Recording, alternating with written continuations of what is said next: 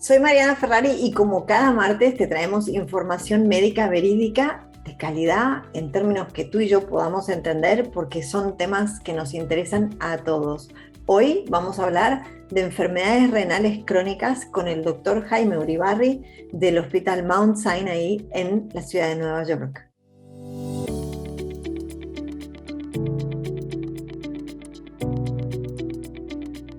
Doctor Uribarri, primero empecemos por lo básico. ¿Cuáles son las enfermedades renales? Las enfermedades renales son muchas. El problema fundamental de ellas es que tienden a ser silenciosas. Como tenemos dos riñones, en contraste al corazón, que es uno, puede haber un compromiso renal importante y antes que la persona tenga síntomas y se dé cuenta. Por lo tanto, un concepto fundamental cuando se habla de enfermedades renales es que el diagnóstico debe hacerse fundamentalmente a través de exámenes de laboratorio. Porque, como digo, puede haber una afección que afecta a los riñones en gran porcentaje y solamente cuando se ha perdido el 90%, por así decirlo, de la función de los riñones, la persona realmente experimenta síntomas. En ese sentido es muy silenciosa y es importante entonces tener un pendiente de que hay que hacer exámenes de laboratorio buscando la enfermedad. ¿Esos exámenes de laboratorio son rutinarios? ¿Son como un análisis de orina anual, por ejemplo, que uno se tiene que hacer? Afortunadamente sí, o sea, en el fondo son dos los exámenes fundamentales para analizar los riñones. Uno es la sangre, que está incluido dentro de los exámenes habituales de rutina, que es lo que se llama creatinina en la sangre, que a través de una fórmula especial permite darle un número de una función renal de 100 ml por minuto o lo que sea, ¿me entiendes? Y el segundo elemento es el examen de orina, un examen de orina habitual que muestra si hay algo ahí anormal, como proteína, como sangre en la orina.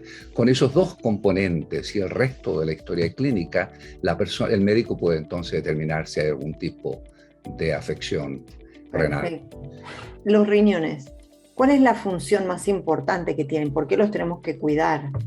Cuando funcionan sin que nos demos cuenta, no tenemos control, entonces, claro, damos por sentado cosas obvias. Puedo, por ejemplo, tomar cuánta agua quiero en el día, puedo beber litros y litros de agua y no me preocupo, sencillamente sé que lo voy a orinar. Esa es una función del riñón. Entonces, por ejemplo, una función básica muy importante del riñón es eliminar líquido.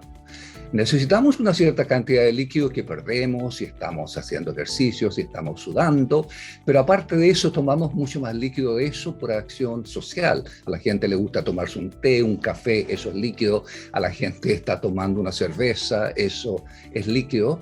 Entonces lo hacemos sin control y los riñones eliminan líquido. Entonces, un elemento que va a fallar cuando la función renal está mala, avanzado, es tendencia a retener líquido. La persona no elimina líquidos bien y puede, por ejemplo, hincharse en ciertas partes del cuerpo. Existe un término clínico para eso que se llama edema, que es hinchazón. ¿Y ese sería un síntoma que una persona puede pensar que pueda tener algún problema, por ejemplo, renal, si se le inflaman las piernas, los pies? O sea, ¿es un síntoma o no? Claro que sí, eso va a ser, pero el énfasis de nuevo es que no hay que esperar que empiece la hinchazón para preocuparse. Es importante que en el examen anual que se hace una persona, por ejemplo, dependiendo de las circunstancias de la vida de una persona, se preste atención y se pregunte cómo está mi función renal y cómo está el examen de orina. Claro, pero como usted sabe, los pacientes somos muy malos y esperamos a tener algo hasta... ¿no? Entonces... Claro, pero no cabe duda, la retención de líquido sería algo que... Hay muchas causas de retención de líquido, ¿no es verdad? Las mujeres, por ejemplo, intermitentemente pueden retener líquido durante el ciclo menstrual. Pacientes con insuficiencia cardíaca tienden a retener líquido, pacientes con insuficiencia del hígado tienden a retener líquido. Entonces es un signo no específico, pero claramente una de las cosas que hay que diferenciar cuando se tiende a retener líquido es si hay un problema renal. Entonces eso es una función importante, básica, eliminación de líquido. ¿Es importante beber líquidos para mantener una buena salud en los riñones o es un cuento? Hay mucha mitología en ese sentido de que cuánto se necesite, cuántos vasos al día. En términos generales, la gente debe beber cuando tiene sed. Esa es la cosa fundamental. No existe ninguna razón por la cual una cantidad excesiva de líquidos que se tomen vayan a proteger los riñones. Existen unas pocas condiciones en las cuales sí aconsejamos beber harto líquido. Por ejemplo, uno de los potenciales problemas de los riñones es que la gente forme cálculos, piedras dentro de los riñones. Y parte de eso puede haber muchos mecanismos, ¿no? Pero en términos generales, mientras más concentrada está la orina, más hay una tendencia a formar cálculos, piedras. Por lo tanto, en ese sentido, es claro de que mientras más líquido toma, mejor. Entonces, ahí tenemos una situación clara, gente que forma cálculos renales, litiasis, que se llama también en forma médica, debe consumir bastante líquido, es esa. Enseguida, hay pacientes que tienden a tener problemas, cierta enfermedad específica, como riñones poliquísticos, por ejemplo, en los cuales he encontrado que consumir gran cantidad de líquido puede ser útil. Usted es especialista en enfermedades renales crónicas. ¿Cuáles son esas enfermedades renales crónicas? En este país y en la mayor parte del mundo occidental, la causa fundamental de problemas renales en el sentido de número es la diabetes, muy predominante en este momento en el mundo. Sí. Entonces, una de las complicaciones potenciales, un 20-25% de los pacientes con diabetes desarrolla problemas renales crónicos a largo plazo. Sí. Entonces, debido a la prevalencia de la diabetes en la población occidental, esa es la principal causa. La segunda causa sería la presión alta, la hipertensión. También que es una causa bastante frecuente en las personas, o sea. Muy común y tiende también a afectar a los riñones. Ya mucho más bajo hay un montón de otro tipo de problemas. Hay toda una serie de enfermedades inmunológicas, por ejemplo, que pueden afectar los riñones, entre ellas una que es muy común, que se llama el lupus, por ejemplo, sistémico, que puede afectar a los riñones y producir insuficiencia renal. Existen enfermedades congénitas, como la que mencioné antes, hereditarias, de enfermedad poliquística de los riñones, que es común también, en el cual la gente empieza a formar quistes dentro de los riñones y al final de muchos años los riñones son totalmente reemplazados por quistes y no hay tejido renal ya más para funcionar y el paciente tiene que ir a diálisis o a trasplante. Entonces hay una variedad de enfermedades de ese tipo, pero yo diría que si estamos hablando de problemas de salud pública es importante, más del 60% de las enfermedades renales crónicas en realidad son debidas a diabetes y hipertensión. Vale. Esas son las causas de las enfermedades crónicas. ¿Y las enfermedades crónicas cómo se llaman? ¿Cuáles son? ¿Tienen nombre o no? No necesariamente. Por ejemplo, llamaríamos, una vez que establece que tiene una afección a los riñones por esta determinación de la tasa de función glomerular, que la calcula a través de un valor en la sangre que se llama creatinina, entonces se puede catalogar qué nivel tiene, o sea, está a un 90% de la función, 60, 50, entonces eso sería lo que se llama crónico, y eso puede ser debido a diabetes, en cuyo caso diría, por ejemplo, tiene una enfermedad renal crónica debida a nefropatía diabética. Bueno, entonces hablábamos también de cómo evaluar y de la importancia de vigilar la función renal. Y usted decía que es básicamente a través de los análisis cotidianos o rutinarios, ¿no? de médicos. ¿Hay algún síntoma que tengamos que estar alertas de si sentimos esto? Por ejemplo, el tema de la hinchazón de las piernas de una forma, me imagino que más importante o más duradera. ¿Hay algún otro síntoma de enfermedades renales? En general, los riñones, de nuevo, pues, funcionan afectando distintos sistemas. Por ejemplo, la salud de los huesos tiene mucho que ver con los riñones. Los riñones activan la vitamina D, se produce en la piel bajo la acción del sol o sencillamente se ingiere con ciertos alimentos. Es activada a nivel de los riñones y eso permite, por ejemplo, que el calcio se absorba muy bien del intestino y dé suficiente calcio para la salud de los huesos. Entonces, otro de los problemas que pueden tener personas con insuficiencia, con problemas de enfermedad renal crónica, es problemas a los huesos. Cansancio general, por ejemplo, podría ser uno, porque otra función de los riñones es producir una hormona que se llama eritropoetina. Y esta hormona le da a la médula ósea la señal para empezar a producir glóbulos rojos.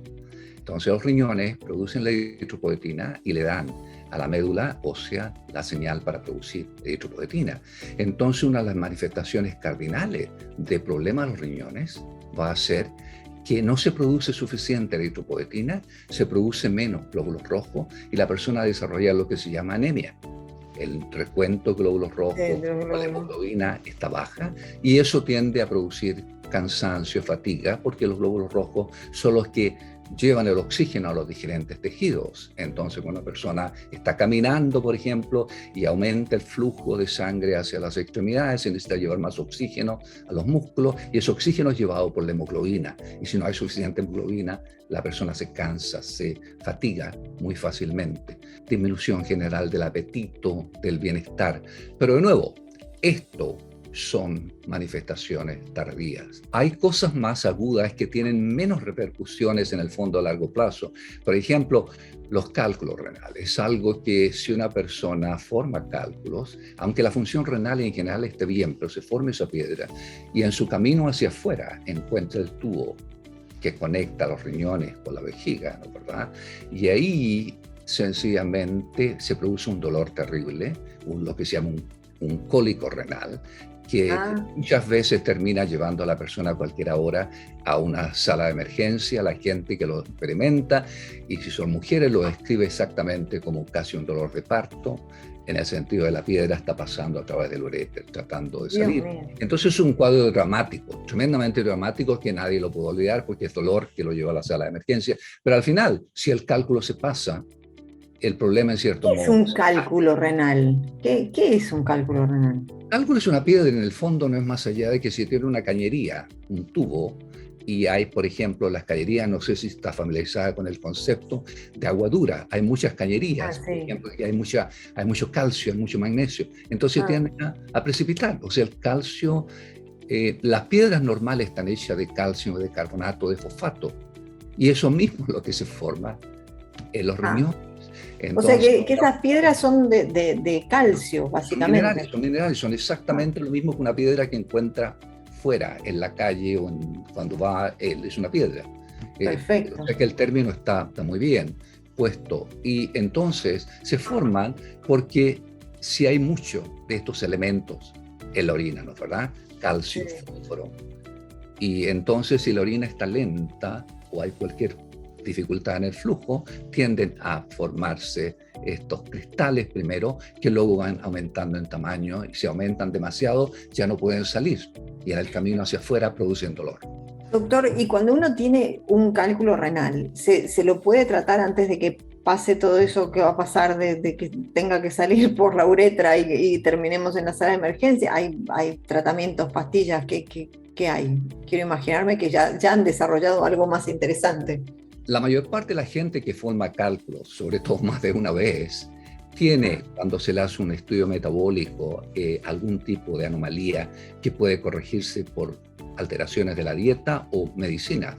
Entonces, para eso obtenemos lo que se llama una orina 24 horas. Le pedimos a la persona que junte orina por 24 horas cuando está comiendo y haciendo la actividad habitual. Y ahí se miden entonces todos estos factores que sabemos que son de riesgo para formación de cálculos renales, fundamentalmente calcio, fósforo, oxalato, ácido úrico, etc. Y dependiendo de eso, podemos entonces determinar cuál es el problema metabólico y aconsejar a la persona. La mayor parte de la gente tiene problemas que pueden corregirse fácilmente. Existe un número determinado muy pequeño de personas que tienen enfermedades hereditarias con problemas del metabolismo en el cual es más difícil intervenir. Pero en esos casos habitualmente la historia es más clara, comienza más temprano en la vida, etc. ¿En qué momento, por qué circunstancias una persona necesita un trasplante de riñón? Si el riñón está afectado por una enfermedad crónica debido a la diabetes, hipertensión y lo que sea, y la enfermedad está progresando, eventualmente los síntomas aparecen y la persona se siente muy mal. No solo los números están mal, los exámenes, pero la persona se siente mal, se siente débil, se siente no bien, todo nada funciona bien. Entonces, eso junto con los exámenes de laboratorio que demuestran que es problema debido a la falta de funcionamiento de los riñones, establece lo que se llama enfermedad renal avanzada. El término que a veces se utiliza es terminal, pero terminal tiene el concepto de como cáncer, que es muerte, claro. La muerte viene, entonces lo estoy tratando de evitar. Y en ese momento, entonces, la persona va a tener solamente dos oportunidades, dos posibilidades. O entra en diálisis o tiene un trasplante. Y el trasplante lo que hace, sencillamente, le colocan un riñón nuevo. Y con un riñón solo uno puede sobrevivir. Muy bien, muy bien. Como le decía antes, tenemos un exceso, en ese sentido tenemos dos riñones y por eso es que la gente puede actuar de donante y eso es muy común, ¿no es cierto? Cuando se tiene un pariente, una persona amiga que tiene un problema de riñón, que necesita tener un trasplante a personas normales, sanas, pueden entonces donar un riñón y no hay problema. Y sabemos que eso no tiene repercusiones si se hace una investigación clara que la persona que está donando, por ejemplo, no tiene ningún otro problema de salud, porque también en forma de accidente muchas veces ocurre que una persona tiene un trauma al abdomen y pierde un riñón y funciona muy bien. Este segmento, como sabes, está auspiciado por Access One, una compañía de salud internacional que ofrece coberturas médicas en los mejores hospitales de los Estados Unidos para todas las personas que residen en América Latina por cuotas muy bajitas. Vas a encontrar la información de nuestro sponsor aquí debajo de este vídeo. Quería preguntar, usted está en el Mount Sinai, está en Nueva York, está en la cúspide de la medicina, ¿no? ¿Hay algo que tenga que saber el público de América Latina o de España con respecto a técnicas más avanzadas que hay en Estados Unidos, que en el resto del mundo no hay, ¿no? Que nosotros siempre tendemos a creer que cuando nuestro doctor nos dice esto es lo que hay que hacer, que no hay otra alternativa. Y eso es lo que me gustaría saber, ¿qué alternativas o técnicas avanzadas tienen en Estados Unidos? Hay muchas, en el sentido, por ejemplo, de problemas, como hablábamos de cálculos renales, hay muchas técnicas para afrontar eso, pero en gente que tiene enfermedad renal progresiva, hay muchas medicinas nuevas. Hay muchas medicinas nuevas que pueden utilizarse. Yo trabajo en el Hospital Mount Sinai, que a la vez tiene una escuela de medicina, ¿no? ¿Verdad?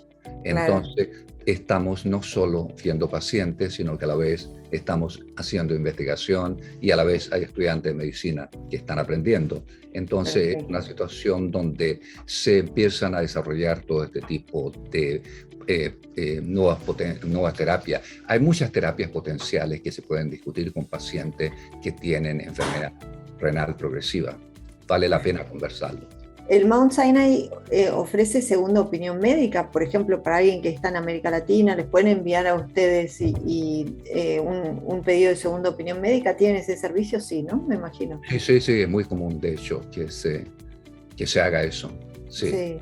Es que yo lo recomiendo mucho porque me parece que siempre es mejor tener dos opiniones y bueno, entonces está bueno saber que ustedes por ahí lo podrían contactar directamente, no sé cómo es, para pedir una segunda opinión. Directamente o a través de la institución, es cosa de entrar al sitio y está ahí claramente señalizado. Pues doctor, le agradezco muchísimo la entrevista, la educación, sus respuestas claras y llanas, que es lo que necesitamos en Martes Saludables para educarnos y educar a todo nuestro público que nos sigue. Y bueno, espero, como le dije, irlo a visitar a Nueva York, pero que no sea por ninguna enfermedad renal. Perfecto, la vemos acá. Gracias por entrevistarme. Okay, muchas gracias.